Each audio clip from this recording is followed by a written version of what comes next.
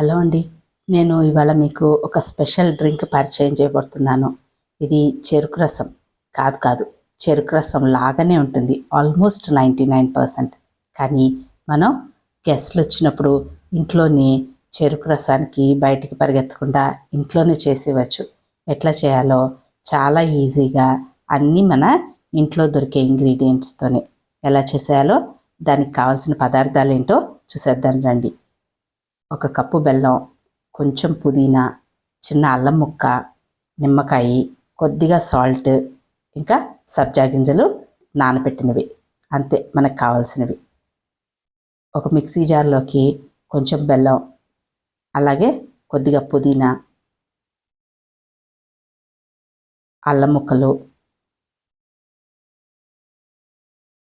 నిమ్మకాయ ఫుల్ చెక్క పిండేద్దాం.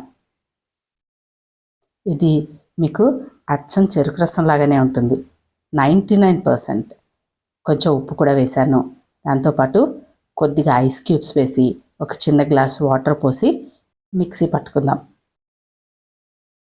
మిక్సీ పట్టుకున్న దాన్ని సీవ్లో వడకట్టుకుందాం. నేను ఇది ఓన్లీ 2 గ్లాసెస్ సరిపోను చేశాను.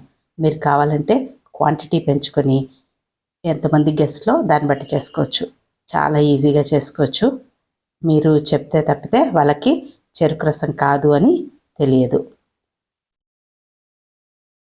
ఆ పిప్పి తీసేసి దానిలో కూల్ వాటర్ పోసేసుకుందాం.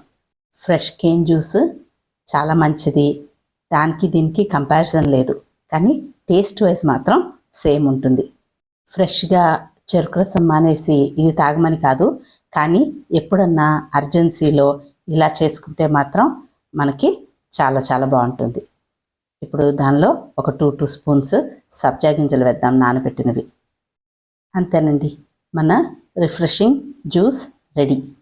వస్తుంది సమ్మర్ కదా, ఎప్పుడన్నా ఇలా ట్రై చేయొచ్చు. ఒకసారి ట్రై చేసి ఎలా ఉందో, నిజంగానే మీకు చెరుకు రసం లాగానే ఉందా లేదా అన్నది కామెంట్ చేసి చెప్పండి. నాకైతే చాలా నచ్చింది, మీకు కూడా నచ్చుతుంది అని అనుకుంటున్నాను. Thank you.